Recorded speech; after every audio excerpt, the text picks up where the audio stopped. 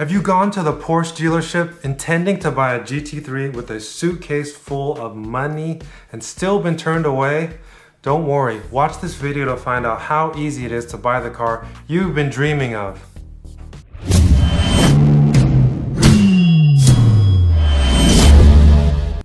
This video is going to cover the 5 main points on how to buy a Porsche 911 GT3, not the why. If you're watching this video, you already know why you want to buy this car. Disclaimer, 918 Spyder owners do not need to watch this video. You already get direct access to the limited edition models, including the GT2, GT3, GT4, 911R, Sport Classics, Speedsters, etc., etc. This video is a quick guide for beginners. All images used are believed to be copyright free and available for use. Be sure to turn on closed captions to follow along if you're at work, and we're going to go pretty fast. Point 1. First, decide if you want to buy a car on the ground or a car custom built to your spec. What is an allocation? What is a custom slot? An allocation from Porsche secures you a build slot. You get a build slot, then you submit a configuration code in order to put you in order demand. Usually you have a couple weeks until the design and order demand freezes. Now you should request all your CXX custom options as soon as possible. PTS, paint to sample, is easier to get approved with heritage colors. Requesting PTS uncommon colors will lengthen the approval or denial process and can take up to 1 year. Expect a few months extra to your build time if you add a lot of CXX options. Now, GT cars generally allow full creativity from the client. Look at this example with wild color options. What is a car on the ground? This dealer has spec'd the car a certain way so it appeals to the most amount of buyers possible. They've chosen the most widely chosen colors like white, black, red, yellow, gray, crayon, etc. that are likely to be purchased by different kinds of buyers. They frequently load up the car with options since more options equals more profit. The car may be an extra car that wasn't planned for, meaning it's up for grabs. Porsche often has these cars sent to the dealer when they've done great on their sales figures for the quarter or their high volume locations. So dealers that may have said no to you for an allocation slot may have those up for grab extra cars available, so don't give up on those. Dealers who already said no to you once. Now, once you have that car on the ground, no custom options may be done to this car. Even if it's getting shipped, it's on the way, you can't stop it. It's coming, you can't redirect it to Porsche LA exclusive manufacturer center in Pekla. You can't redirect it to PATL. So if you're buying from out of state, you're gonna have to arrange shipping on your own from a third party.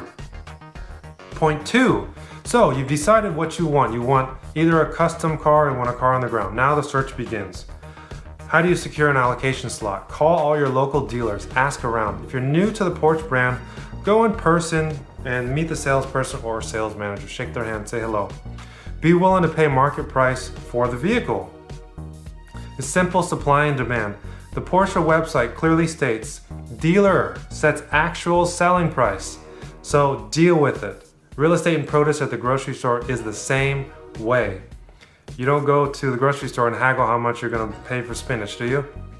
So to form a relationship with the dealer, you may have to purchase a car in the meantime until a build slot or car becomes available. Other upscale luxury brands follow a similar hush-hush process.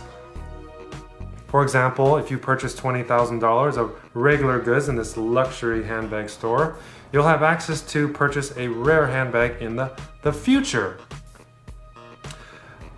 Next tip is to ask to get on a waiting list. Until you have an actual allocation slot, you have nothing. But at least you're on that list. Who knows, something might come up. And ask to put a deposit down today and see what responses you receive. Having your name on a list is one thing. Having the dealer take your money, that's a lot more motivation on their side and your side. And maybe you can work together and get a car. Often the dealer will try to sell you a certified previous gen model, maybe the .1 instead of the .2, a Targa 4 GTS or some other limited like the Endurance model, some other kind of car they have that's that might fit your needs, they'll definitely try to sell you that first. Stay focused on what you want. If you want a GT3 or a GT car, stay focused and make sure that's the car you're gonna get in the end. So how do you secure a car on the ground? Much easier, because the car is actually coming and it may not be spoken for. Just call around to the dealers in the United States, usually the largest ones. There's you can look up like the top 5 dealers in the US. They should have some available on the ground. Instagram is also a great source of posts of available cars. You get that information right away instead of looking to the websites, and that information may be a little bit delayed. Rentless is also a great source for these cars. Point 3, you have located a car or allocation slot. Now, how do you negotiate the price? First of all, have your car resume ready. How many Porsches have you owned in the past? Do you have any rare or profitable vehicles to trade in? How many Porsches have you purchased from this dealership? And where do you plan on servicing your vehicles? Will you be a repeat customer in the future? Have you referred additional customers to this dealership? Those factors will be used to determine how low you can negotiate the total price. As always, be sure you negotiate out the door price, as the fees can add up very quickly. Point 4, timeline expectations. Let me share my actual schedule from shopping to delivery. In May 2016, I heard about this cool car coming out, the Gen 2 GT3, had to have it. I called around, I found somebody who was gonna take my deposit. I'm not gonna mention what dealer that was. They took my deposit. Now 5 months later, no call, no email, no text. They sent back the money, no explanation. So, of course I have to go looking for another dealer. Fast forward, I find another dealer. They have a car coming in on the ground. It fits 95% what I would expect the car as anyways. So we go ahead and we negotiate the price. I put a deposit down. After a couple months, the car is registered out of state. It's registered for California, but it's an out of state registration process. Takes quite a while if you're from California. Know that, little tip. And it was shipped and delivered February 2018. Total time, 22 months. So you must have patience, okay? General timelines. From the time Porsche activates their online configurator to the delivery of the car is about 6 to 9 months. CXX options, if they're heavy on your build list, it's going to extend that time a little bit more. For cars on the ground, you may wait 2 to 3 months. So it's up to you when you have your schedule laid out in front of you. Last 5, point 5 is to know the expected premiums for the regular GT3, okay? Different premiums for the RS and the GT4, GT2, those are all different. Those can be up to 100K, even more, okay? Depending how limited. Now use GT3 with low miles, maybe 10,000 or miles, 3 to 5 years old. Generally they're selling at MSRP. You're gonna wonder why aren't they selling for less than sticker? That's because when they were sold new, they were sold above sticker. So they are depreciating.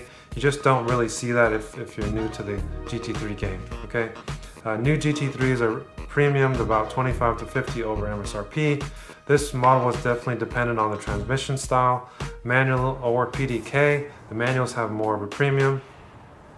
Now, the best time to buy is in the middle of the delivery cycle. So right now is actually a great time to buy the Dot 2 because everybody that ordered first chance order, they've pretty much gotten their cars delivered. And now's a great time to get the cars that all the VIPs are already taken care of. So now it's a good time to go ahead and get your car as a regular buyer. If the past is any indication, some buyers will buy the car and it's just too hardcore. The car is just too hard, it's too bumpy, etc. That's your chance to go buy a nice used one. So if the past is any indication as well, GT3 will hold their value. So if you're a person who has to buy a car exactly the way you want it, but you cannot get an allocation, then maybe like me, you'll settle for a car that's on the ground because at least you can enjoy the car. Because I guarantee if you've never driven a GT3 before and you go to the track and you drive a GT3 that has no options whatsoever on it, it'll change your life. It'll change your car life.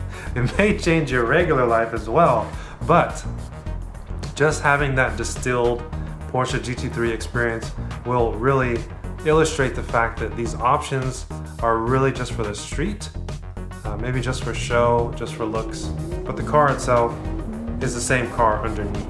There's really only a few performance options you can get, like brakes, etc.